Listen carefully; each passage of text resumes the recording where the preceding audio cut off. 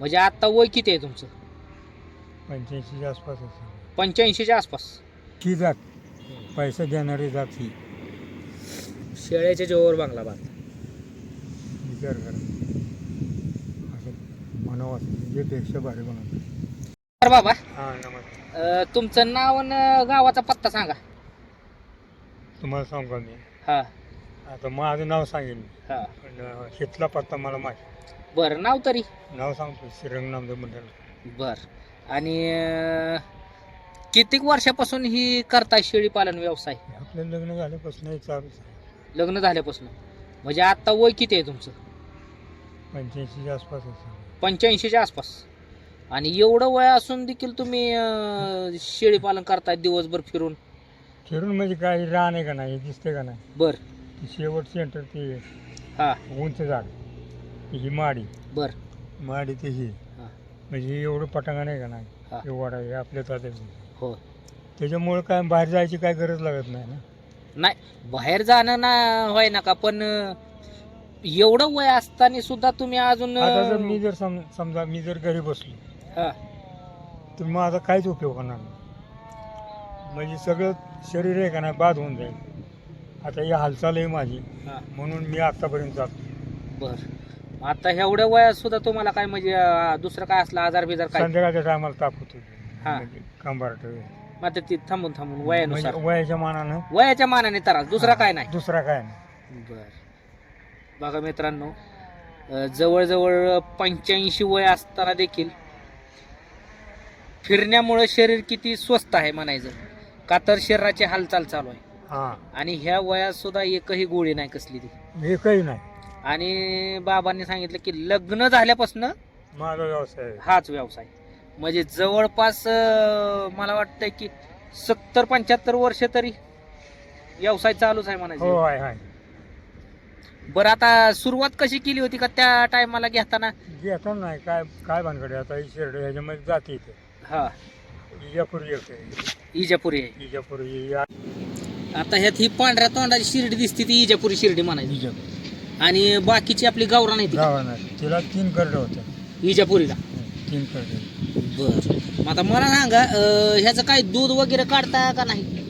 आता समजा 2 जावपे असले का नाही 2 पिल्लं असली बर ते दोन्ही थराला 2 लागते. हा 3 असल्यानंतर कसं दूध काढावं. एक असलं तर एकाला काय दूध सरत नाही. मग काढून घ्यावं लागतं. तांब्यावर दूध काढावं लागतं एका. बर आता मला सांगा की आता तुम्ही सुरुवात कशी केली होती? एक शिळी घेऊन केली ती का कसं? नाही एका शेळ घेऊन आहे कसं जमत नाही. एक 4-5 तरी पाहिजे. बर 5 घेतले का नाही आपण हा 5च्या मागं 5 करडं असते. 5 करडं त्याची पिल्लं असते. बर मग त्याची जपत जपत आलो ना बोकडं वाटते त्याचा पैसा होतो. बर म्हणजे कमीत कमी 5 तरी पाहिजे ती. 5 आपली सरासरी 5. 5च्या मागं 5 बारकी जी आली ना हा बस. आता मला सांगा ह्याला वर्षभर तुमचं हीच रुटीन सकाळी उठलं की ही इथून एवढ्याची वरात फिरवायची? बस सकाळी जायचं आपलं आंघोळ पांघोळ जेवण खाऊन करायचं 11 वाजता सोडायची. हा आता आलं परत 5 वाजले परत काय तर दुसऱ्याच्या मालकीची आपलीच. आपली आलं मनाला नेऊन बांधली दिलं. म्हणजे दुसऱ्याच्या मालकीची म्हणण्यापेक्षा थोडक्यात गुलामगिरी नाही कोणाची. नाही ना तसलं नाही. हा आपलं स्वतःच आहे. मनाला वाटलं सोडलं मनाला वाटलं नेऊन बांधलं. आला कटाळा त्या दिवशी आतरून टाकले झोपले जेवून. आता किती काय ती शिरत काय 7-8 आहे.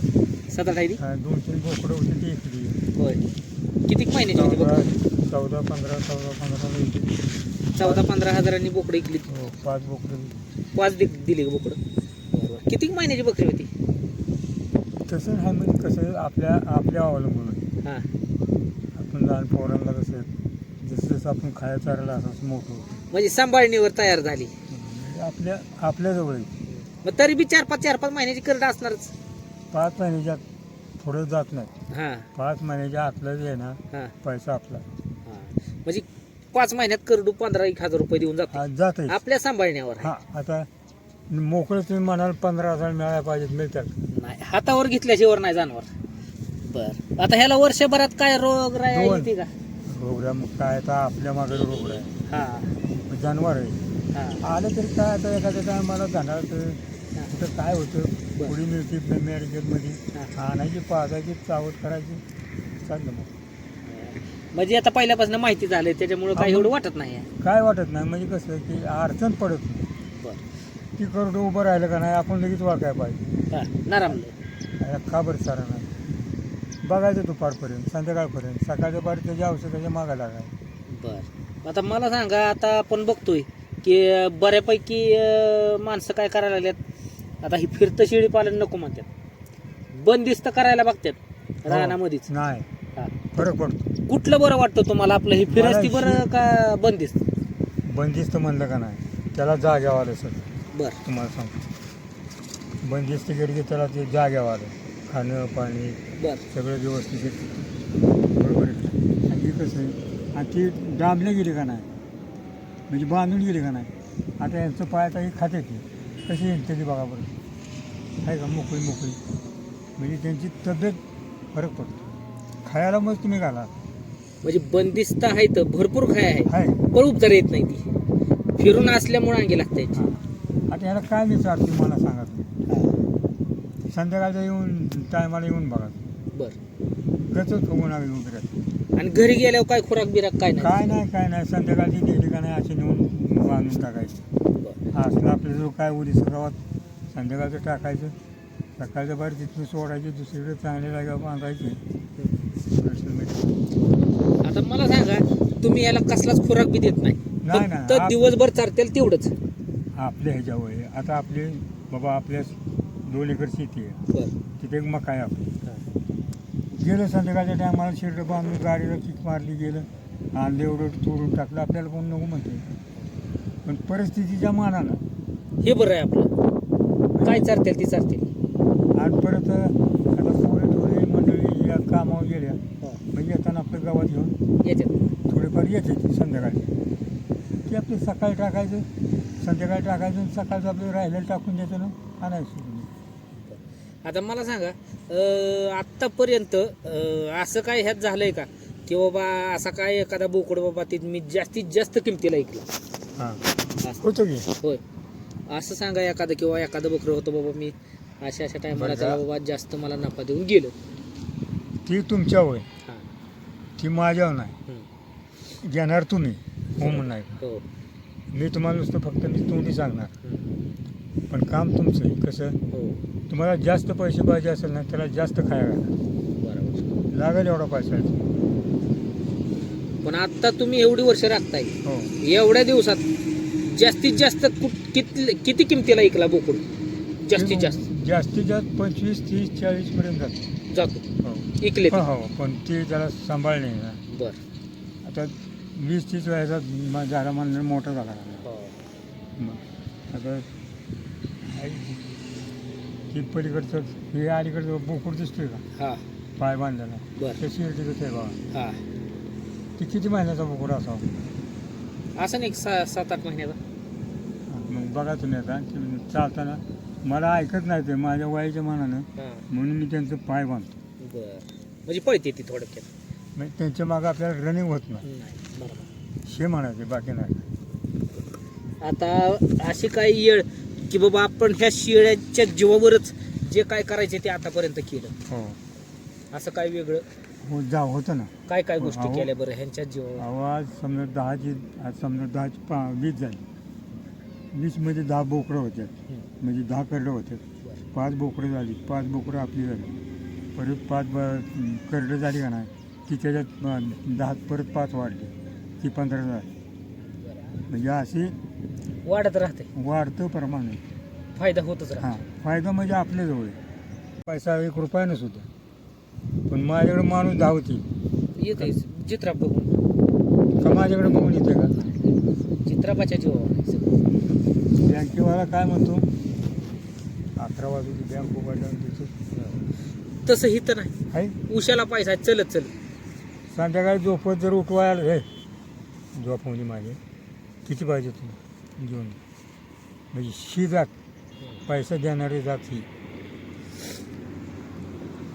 पण फक्त काय आपली मेहनत. बरं. आता मला सांगा, आता ही तरुण पोरं आमच्यासारखी बाबा शिकून बेरोजगार आहेत, हां नोकऱ्या नाहीत पोरायला. हो हो आहे बरोबर आहे. हा. तर मग अशा पोरांनी समजा जर हा व्यवसाय करायचं म्हणलं, अगदी काही हरकत नाही.